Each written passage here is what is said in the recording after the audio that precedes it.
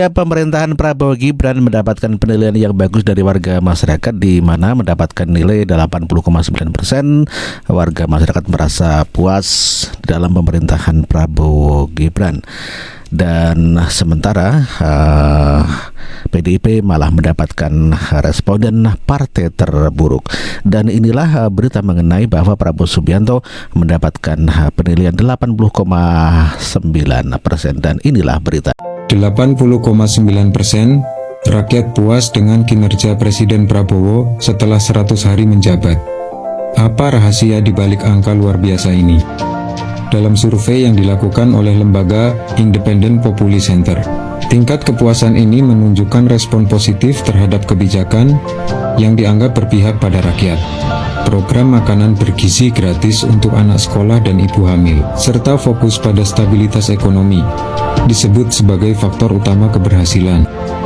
Angka ini mencerminkan harapan besar masyarakat terhadap kepemimpinan Prabowo. Dukungan yang kuat ini bukan hanya sekadar angka, tetapi tanda bahwa rakyat merasa ada perubahan nyata sejak ia memimpin. Bagaimana pendapat Anda? Apakah kebijakan Presiden Prabowo sudah sesuai dengan harapan Anda? Tulis komentar Anda dan bagikan pandangan ini dengan orang lain untuk membuka diskusi lebih luas. Survei Litbang Kompas yang dirilis Januari 2025 menunjukkan hasil menggembirakan mengenai kepuasan publik terhadap pemerintahan Presiden Prabowo Subianto dan Wakil Presiden Gibran Rakabuming Raka dalam 100 hari pertama mereka memimpin. Dari survei yang melibatkan 1.000 responden di 38 provinsi, 80,9% menyatakan puas dengan kinerja pemerintahan. Tingginya angka kepuasan ini juga tercermin dari keyakinan 89,4% responden terhadap kelanjutan kinerja mereka. Meski sektor politik dan keamanan hanya mengalami kenaikan tipis, sektor hukum mencatat lonjakan signifikan, naik 14,7% berkat pemberantasan korupsi yang semakin gencar. Sektor ekonomi dan kesejahteraan sosial juga mencatatkan kenaikan kepuasan yang signifikan, meski sektor hukum masih menjadi yang terendah. Secara keseluruhan, pemerintahan Prabowo Gibran berhasil meraih tingkat kepuasan tinggi, meski masih ada beberapa sektor yang perlu perhatian lebih. Sementara Puan Maharani memberikan apresiasi kepada pemerintahan Prabowo, tidak ada kata-kata Gibran di sana, bahwa selama 100 hari pemerintahan Prabowo Gibran raih 80,9% atas kepuasan publik. Dan inilah pernyataan Puan Maharani. Alhamdulillah mendapatkan apresiasi dari masyarakat. Ini merupakan tantangan dari pemerintahan yang sekarang. Apresiasi kepada pemerintahan Pak Prabowo yang walaupun masih belum 100 hari sudah alhamdulillah mendapatkan apresiasi dari masyarakat.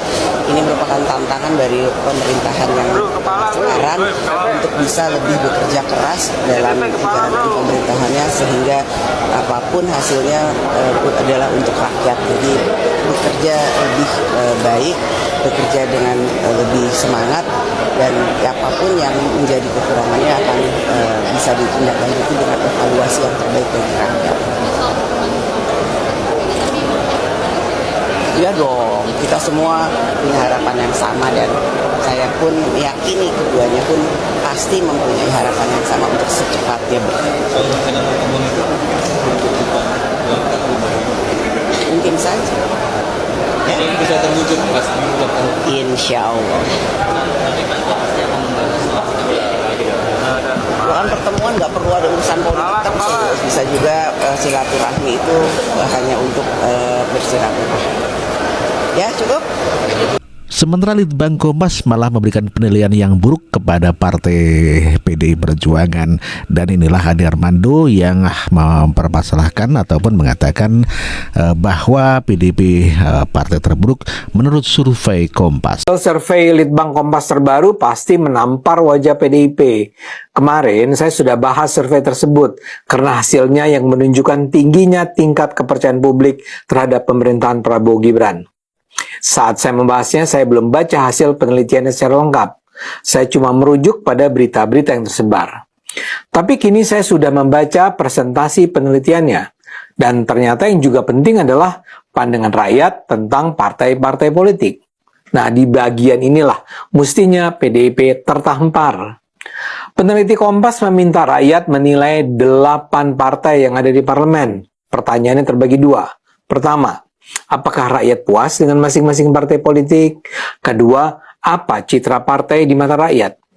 Dari 8 partai, yang bisa dibilang terbaik adalah Partai Prabowo, Gerindra. 83% rakyat puas dengan Gerindra. 88% rakyat menganggap Gerindra memiliki citra yang baik. Di bawah Gerindra ada partainya SBY, Demokrat. 80,5% rakyat puas dengan Demokrat, 81,4% rakyat menilai Demokrat punya citra yang baik. Kemudian ada PKB, Golkar, Nasdem, PAN, dan PKS. Nah, yang paling buncit adalah PDIP. Hanya 53,2% yang menyatakan puas dengan PDIP dan 56,3% yang menyatakan citra PDIP baik. Menurut saya ini adalah sebuah citra yang sangat buruk mengenai PDIP. PDIP itu kan dikenal sebagai partai terbesar di parlemen. Jumlah anggota parlemennya di DPR paling banyak. Tapi ternyata saat ini reputasi mereka sangat rendah. Bayangkan hanya 50%-an yang puas dan menganggap PDIP sebagai partai yang baik. Sebagai sebuah partai yang selama ini memperjuangkan demokrasi, PDIP harus melakukan langkah-langkah darurat untuk menyelamatkan diri. Kebetulan dalam waktu dekat ini PDIP akan melakukan kongresnya. Sangat penting bagi PDIP untuk melakukan langkah pembenahan yang tidak kaleng-kaleng. Sementara PDIP memang betul kalau dikatakan partai terburuk dikarenakan kader-kadernya yang masuk di parlemen di dalam pemerintahan banyak yang menjadi koruptor. Dan inilah berita. Kasus